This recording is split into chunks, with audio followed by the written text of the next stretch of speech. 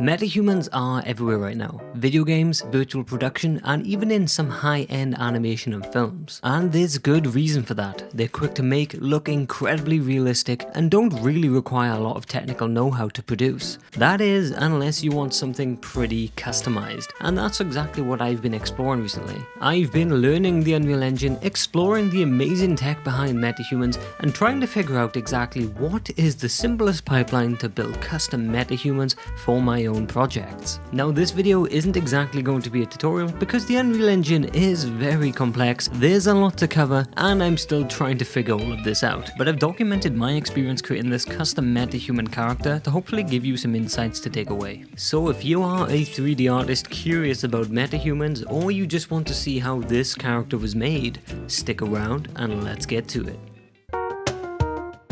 So here's the plan. I started by picking a relatively simple concept for the end goal. I wanted a dark, gritty medieval knight in tattered, battle-worn armor, wielding a brutal weapon with his head exposed, so I could also try my hand at creating some custom hair grooms.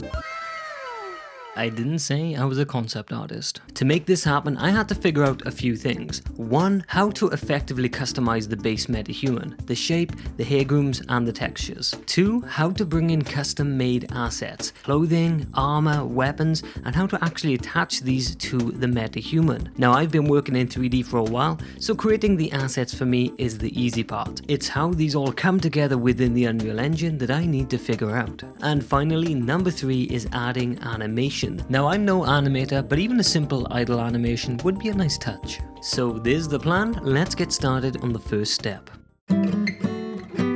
As someone from a dev background, I appreciate clear, well-structured documentation, and I found this was the best place to start here because the Unreal Engine documentation is pretty solid. I followed the initial setup instructions, installing the Unreal Engine 5.6, installing the necessary Metahuman content, and enabling the Metahuman Creator plugin within Unreal. Now at this point, I was good to go. In a new Unreal Engine project, I created a Metahuman character asset in the content browser. His name? Dave.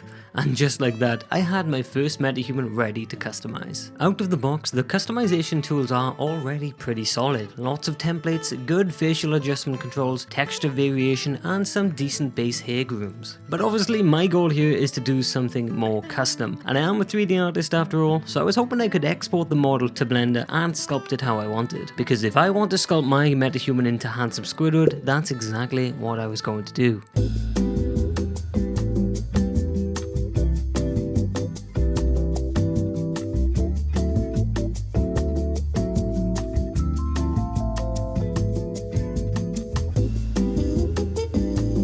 But I had a problem. I couldn't find a non-tedious way to re-import this into the Unreal Engine without messing up some Metahuman stuff. And at this point I stumbled upon the Mesh to Metahuman workflow, which seemed like a pretty good solution. This workflow lets me import my sculpted head model and use it to generate a Metahuman identity that looks as close as possible to the sculpted head. And I was surprised to see that this worked pretty darn well, and after a little bit more adjustment, I think Dave is looking pretty handsome. At this stage, I played around with a bunch of the default assets, some of which I will be keeping, but most of which I will be replacing, such as the hair grooms and whatnot, and I know exactly what you're thinking. Lord Farquaad meets handsome Squidward. Isn't he just beautiful? But in all seriousness, as much as I make a joke out of this, those skin details look amazing. Now I just had to download the textures, we're going all the way to 8K for some nice high detail, then I triggered the automatic rigging process before assembling Dave into a character blueprint that can be used within the Unreal Engine. With that, the base Metahuman is complete, and now it was time for me to move on to creating some custom assets. If I'm honest, I wasn't sure what the best option for creating custom Metahuman here was, so I explored a little bit of YouTube. And I found, for the most part, Blender seemed to be the option that most people use. Which is great because Blender is my jam, and I am already relatively familiar with how this system works. So using Blender's hair assets, I started exploring a few options, and initially I thought about trying some cool Viking Viking braids, but I was struggling to get this to look right, so in the end I had to opt for something a little bit easier to achieve. In my mind I was picturing something along the lines of Angel from Final Fantasy VII,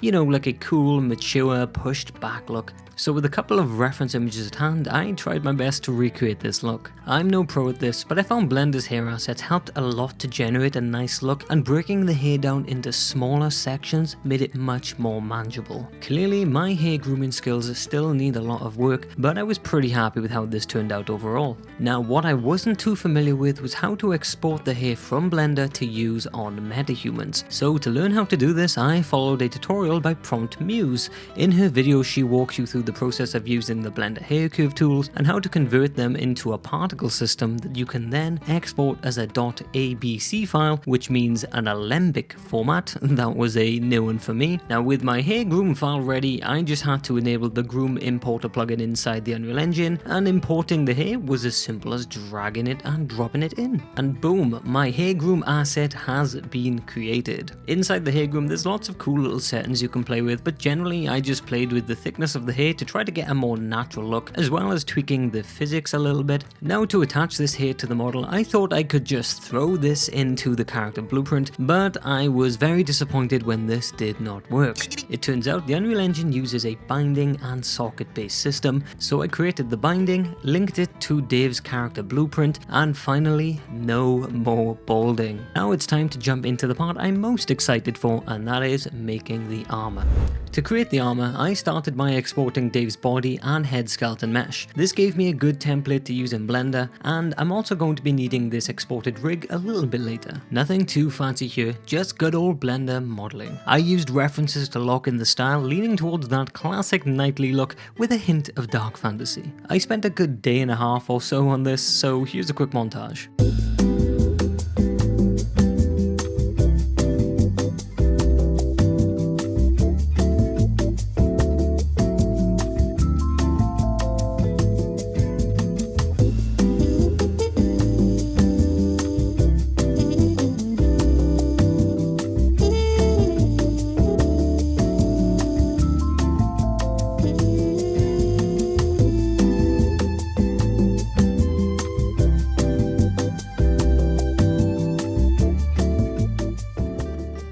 Once the modeling was done, I unwrapped everything and split the UVs for higher detail. This part was slow. Can we get some AI-powered UV unwrapping tools already? Then I moved into Substance Painter. This is my go-to tool for baking and texturing. It's fast, powerful, and packed with great tools and materials. Yes, it is a paid software, but the one-time Steam purchase version is 100% worth it, and if you buy it that way, you avoid Adobe's horrific subscription model. All throughout the texturing process, I used smart materials, masks, and alphas to add a ton of detail. Dirt, scratches, and even decorative details. Substance Painter makes it really easy to do this. But it's always worth going in and manually painting in some details too, such as dirt and muck on the feet, where I imagine Dave walking through dank battlefields, and opacity maps are a really cool way to add holes and tattered edges without actually needing to model them. And after spending a little while in Substance Painter and a couple of coffees later, this is what I ended up with. I think it came out looking pretty cool. Now with the textures done, I exported them using the Unreal Engine template within Substance Painter. This template provides me with a base color, a normal map, and a packed texture image which will contain the ambient occlusion, the roughness, and metallic values. Now I don't want to go too deep into this, but essentially packed images use the red, green, and blue color channels to store multiple images into a single file. Generally, this is much more optimal. But with the image textures ready, I could now import the armor and set up the materials. But for some reason, the armor looked way too shiny, and I wasn't exactly sure what was causing this, but after a little bit of Googling, I found out that I had to disable the sRGB setting on each one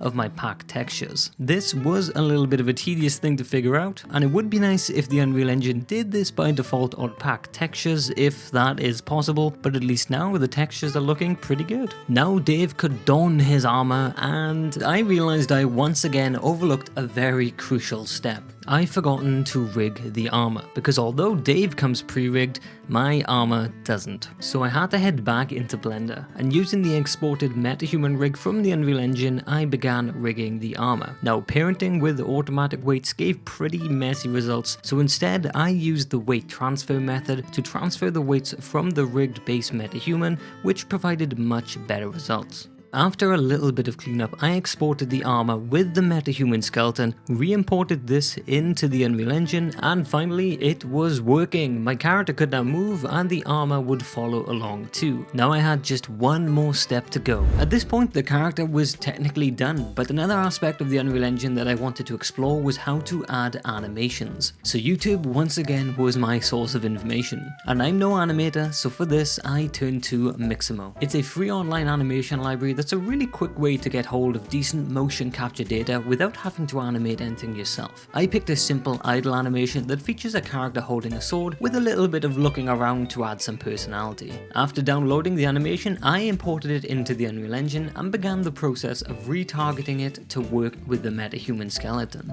I was surprised to see that retargeting this animation turned out to be a pretty straightforward process. The Unreal Engine retargeting system really does most of the heavy lifting. I just had to right click on my animation, hit retarget, select Dave's body rig, and then export the retargeted animation. The first time round, the animation was a little bit jank, and as an Unreal Engine noob, I wasn't really sure how to fix this. But I saw some recommendations to try uploading the Unreal Engine's Manny character to Mixamo instead, as the proportions are much closer to Metahumans, so that might yield much better results. So I gave this a go, and when I imported the new animations and retargeted them again, it looked pretty darn good. And at this point now, I was super close to finishing the project. To finish up, I downloaded a sword from the Fab Marketplace to equip to Dave, and of course I could have made this myself, but I'd been working on this for days at this point, and if I'm honest, I needed a break. But with the sword at the ready and the animations now working, it was time to build a cinematic sequence. To do this, I used the level sequencer tools, and I must say I found these to be a really intuitive way to build animations, super fun and easy to work with.